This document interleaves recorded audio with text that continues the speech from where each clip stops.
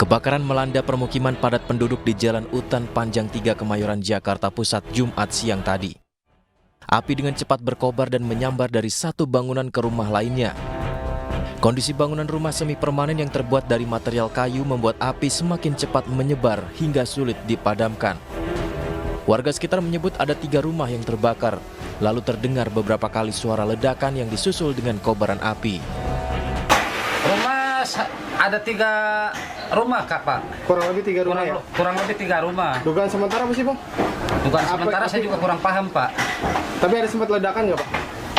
Tadi sempat ada sekali doang. Tapi mungkin tahu ledakan dari gas atau bukan, kurang paham sih. Petugas pemadam kebakaran bersama warga langsung bahu-membahu agar kebakaran tidak semakin meluas. Meski tidak ada korban luka maupun jiwa, namun kerugian yang diderita para korban kebakaran ditaksir mencapai ratusan juta rupiah. Dari Jakarta Pusat, Rani Sanjaya, iNews melaporkan.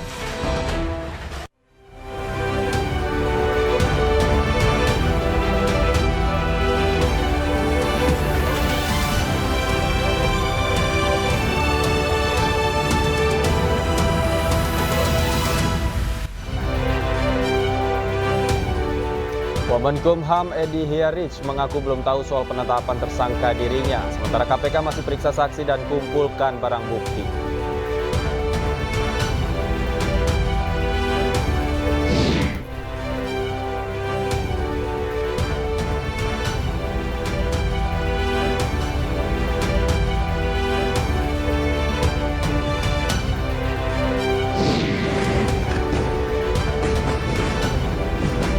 Israel terus menggempur Gaza, lagi-lagi rumah sakit di Gaza jadi sasaran rudal Israel.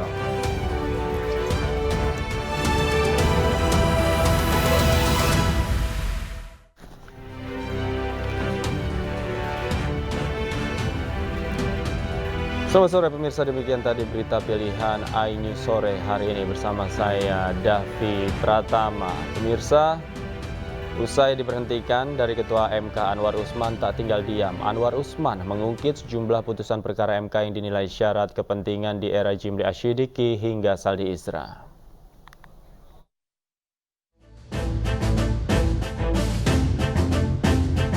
Mantan Ketua Mahkamah Konstitusi Anwar Usman melancarkan serangan balik usai diberhentikan Majelis Kehormatan MK karena diduga terlibat konflik kepentingan dalam memutus perkara terkait batas usia minimal Capres-Cawapres. Anwar Usman mengungkit perkara-perkara MK terdahulu yang dinilai terdapat isu konflik kepentingan dari para hakim MK pemutus perkara, termasuk era Jimli Asyidik dan Saldi Isra. Terkait dengan isu konflik kepentingan, konflik of interest, sejak era kepemimpinan Profesor Jimli Asyidiki dalam putusan nomor 004 garis miring PUU garis datar 1 garis miring 2003, kemudian putusan nomor 066 garis miring PUU garis datar 2 garis miring 2004, kemudian putusan nomor 5 garis miring PUU garis miring 4 garis miring 2006 yang membatalkan pengawasan Komisi Yudisial terhadap hakim konstitusi. Jadi sejak zaman Prof. Jimli. Sebelumnya Majelis Kehormatan MK yang dipimpin oleh Jimli Asyidik memberhentikan Anwar Usman sebagai Ketua Mahkamah Konstitusi. Langkah itu diambil karena Anwar Usman terbukti melakukan pelanggaran berat dalam memutus perkara nomor 90 terkait batas usia Capres-Cawapres. Menjatuhkan sanksi pemberhentian dari jabatan Ketua Mahkamah Konstitusi kepada hakim terlapor. Putusan Anwar Usman dalam batas usia Capres-Cawapres dinilai menguntungkan kemenakannya Gibran Rakabuming Raka untuk ikut meramaikan pemilu 2024 sebagai calon wakil presiden dari Koalisi Indonesia Maju. Tim Liputan iNews melaporkan. Pemirsa, Wamenkumham Edi Hiarij mengaku belum tahu soal penetapan tersangka atas dirinya oleh Komisi Pemberantasan Korupsi. Sementara hari ini KPK masih mengumpulkan barang bukti dan memeriksa sejumlah saksi terkait kasus dugaan suap dan gratifikasi yang menjerat Edi.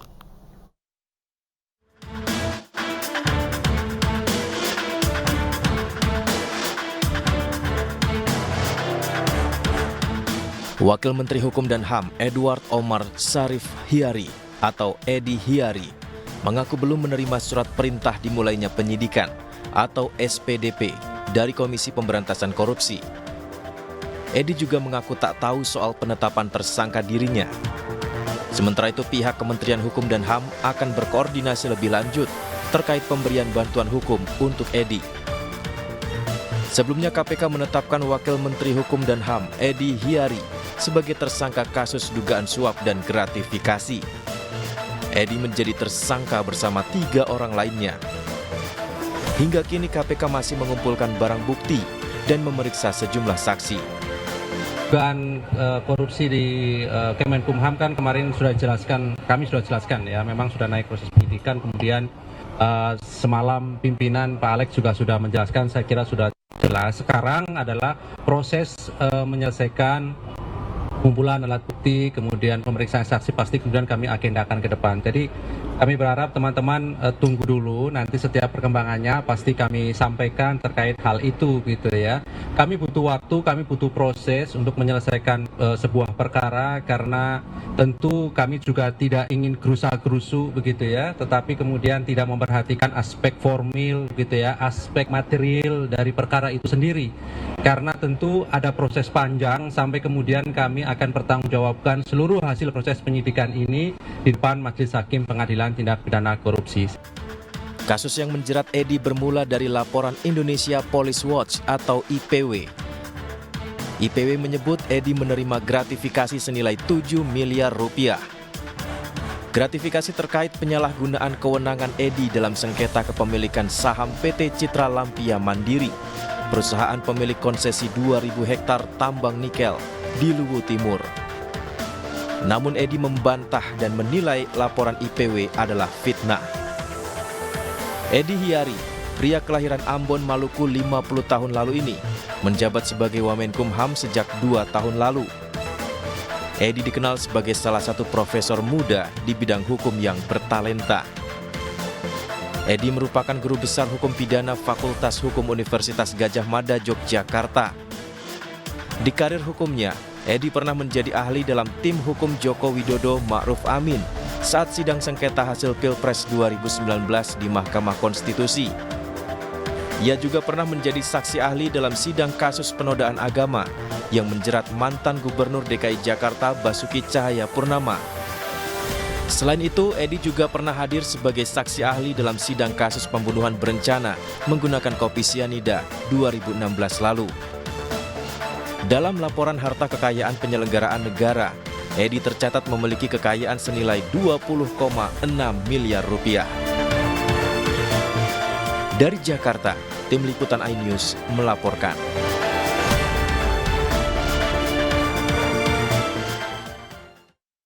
Dan untuk membahas informasi selengkapnya, kami telah terhubung dengan Koordinator Masyarakat Anti Korupsi Indonesia, Bang Boyamin Saiman. Selamat sore, Bang Boy. Apa kabar? Sore, Davi. Kabar baik dan seluruh pemirsa. Baik ya, Bang Boy. Kita lihat Prof. Edi ini kan ditengarai menerima 7 miliar rupiah. Namun hingga saat ini juga KPK katanya masih mengumpulkan barang bukti dan saksi. Menurut Anda, seperti apa konstruksi perkaranya sebenarnya?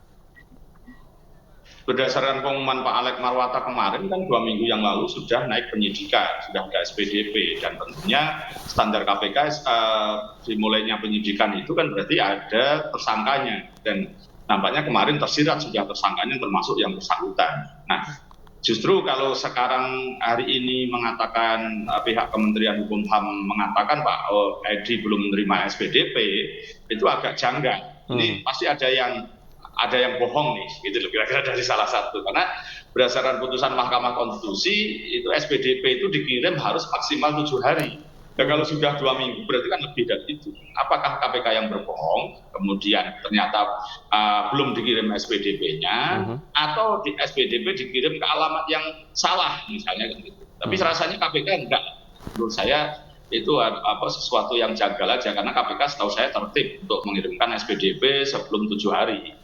Nah, apakah itu dikirim ke rumah yang lama di Jogja atau rumah yang di Jakarta Selatan, itu yang kita belum tahu. Tapi saya yakin itu sudah nyampe lah SPDP-nya. Dan itu justru persoalan pertama. Yang kedua apa? Inilah menurut saya menjadikan suatu yang parah terus terang aja bagi pejabat-pejabat kita, bagaimana tidak bisa membedakan konflik kepentingan. Bahwa dari sisi istilahnya ini apakah akan menodai ataukah akan mencemari jabatan yang menimbannya ketika menerima sesuatu. Nah, Pak Edi Omar Hadi itu kan mestinya paham betul kalau berkaitan dengan penerimaan sesuatu supaya ini tidak menimbulkan masalah di kemudian hari, maka diwajibkan dalam jangka waktu 30 hari melapor ke KPK. Supaya apa? Uang ini apakah berhak saya terima atau tidak. Dan dulu misalnya saya dalam kasus Joko Chandra dan Pinangki dulu kan misalnya ada duit 1 miliar, $1.000 Singapura. Saya serahkan kepada KPK, saya berhak menerima atau tidak. Meskipun KPK kemudian mengatakan berhak saya terima, itu bukan apa-apa, bukan penegak hukum, bukan mendapatkan pendanaan dari APBN segala macam. Tapi kemudian saya tetap tidak mau menerimanya dan saya serahkan pada negara sebagai barang temuan. Nah, itu setidaknya saya itu waktu itu kan ingin menyampaikan kepada masyarakat dan pejabat publik, hei, kalau kalian menerima sesuatu apapun, laporlah kepada KPK. KPK nanti akan melakukan verifikasi. Anda berhak menerima atau tidak. Kalau tidak berhak menerima, ya memang diambil oleh negara, seperti Pak Jokowi menerima gitar dari band musik terkenal, akhirnya diambil. Ya udah apa-apa, tidak masalah gitu. Jadi ini maksud saya, kepatuhan untuk melaporkan dugaan gratifikasi atau penerimaan ini yang masih sangat minim. Dan bahkan kalau ini benar dugaan-dugaannya kan jadi dikamuflase sebagai upah lawyer. Lawyer lain kan itu. Dan yang ketiga itu bahkan terkait dengan dugaan untuk janji memberikan penghentian penyidikan perkara di polisi, janji untuk membuat penghentian. Yang kemudian 1 miliar itu bahkan terkait dengan pembiayaan organisasi olahraga PLT, di mana Pak Edi Ariet pengen jadi ketua umum dan akhirnya terpilih jadi ketua umum. Nah, ini yang kemudian bahkan kepentingan pribadi aja diminta membiayai orang yang dibantu, padahal dalam rangka memberikan bantuan pelayanan kepada masyarakat itu kan harusnya gratis. Nah, kalau ini kan apalagi ada dugaan gitu bahwa ini dari pihak sengketa diduga Pak Edi Ariet itu diduga juga membantu lawannya dari Helmut Hermawan. Ini kalau memang benar seperti temuan Tempo ya kita minta untuk dibongkar semua gitu. Jangan sampai ini kan pembelajaran bersama kepada pejabat kita untuk paham gratifikasi, paham konflik kepentingan dan tidak menyalahgunakannya. Tapi kalau menurut Anda, Bang Boy, orang seperti Prof. Edi ketika menjabat sebagai Wamenkumham, kemudian memiliki pengalaman yang panjang di bidang hukum, masa sih begitu kan tidak bisa menempatkan atau memisahkan mana yang untuk urusan pribadi, mana yang untuk urusan yang lain? Menurut Anda seperti apa ini? Ya justru tampak kemudian diduga mengakali gitu. Tadi diarahkan kepada lawyer yang dulu anak buahnya. Nah, lawyernya ternyata mungkin diduga hanya boneka saja. Lebih parah artinya paham dan tapi berusaha diduga mencoba mengakali David. Nah, ini kan seperti istilah saya itu kalau dalam istilah konflik kepentingan ini bahasa saya itu selingkuh gitu. Baik selingkuh yang arti letterlek, selingkuh urusan laki perempuan, tapi juga selingkuh urusan kewenangan. Misalnya dalam selingkuh itu kan misalnya anggap aja seseorang punya pacar, mau ngasih uang, nah, dia tidak berani melihat ketahuan istri resminya, maka kemudian si perempuan tadi disuruh beli tanah seharga 100 juta. Nah, terus kemudian pura-pura dia beli harga 300 juta. Kan sebenarnya mau ngasih duit 200 juta. Nah, kewenangan juga bisa begitu, disalahgunakan begitu. Itu Jadi, bahasa saya sederhana untuk masyarakat mengetahui ini urusan selingkuh. Selingkuh kewenangan itu ya. Walaupun yang bersangkutan sebelumnya juga sempat mengatakan bahwa yang menerima adalah orang lain. Dan bisa saja, Bang Boy, dia tidak tahu menahu, akhirnya dia juga tidak melaporkan hal itu kepada KPK. Kan bisa, mungkin saja, Bang Boy. Lah justru itu, kalau KPK sudah penyidikan itu artinya kemudian bahwa sebenarnya rekening tadi guna kepentingan yang bersangkutan. Misalnya tadi untuk membiayai organisasi olahraga dan kemudian mengumpulkan orang dan kemudian untuk memilih dirinya dan terpilih ketua umum. Artinya kan rekening itu meskipun atas nama orang tapi dikuasai atau digunakan kepentingan yang bersangkutan. Nah ini yang menurut saya kalau ini nanti terbukti artinya pada posisi yang makin parah sudah artinya kalau tadi saya ngomong tidak ngerti tentang konflik kepentingan sekarang sebenarnya ngerti tapi berusaha mencoba mengakali gitu. Oke, terakhir Bang Boy, singkat saja. Menurut Anda jadi ke depan akankah ditahan atau seperti apa? Ya pastilah kalau itu.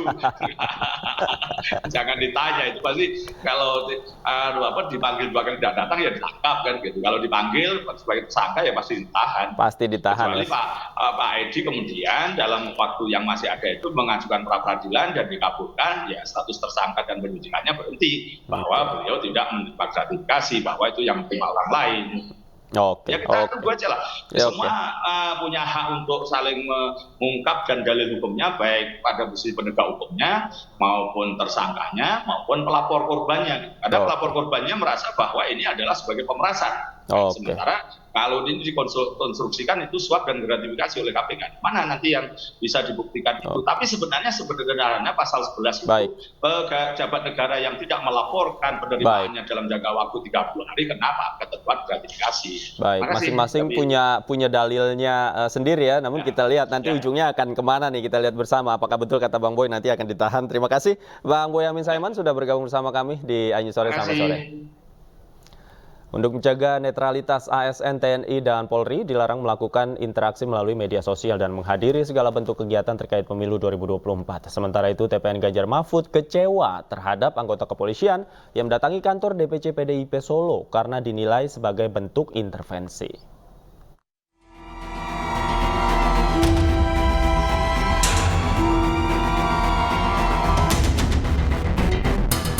Direktur Hukum Tim Pemenangan Nasional Ganjar Pranowo Mahfud MD, Roni Talapesi, menilai aksi polisi mendatangi kantor DPC PDIP Kota Solo sebagai tindakan intervensi. Roni pun berharap para penegak hukum tetap mampu menjaga netralitas dalam pelaksanaan pemilu 2024. Adanya tindakan-tindakan yang kita melihat bahwa mendatangi kantor-kantor partai. Ini yang menjadi pertanyaan dari kita karena hal ini tidak seperti biasanya ya. Bahwa tiba-tiba kok datang ke kantor partai, kebetulan partainya itu adalah PDI Perjuangan, dan ini menjadi pertanyaan dari seluruh masyarakat luas, ada apa?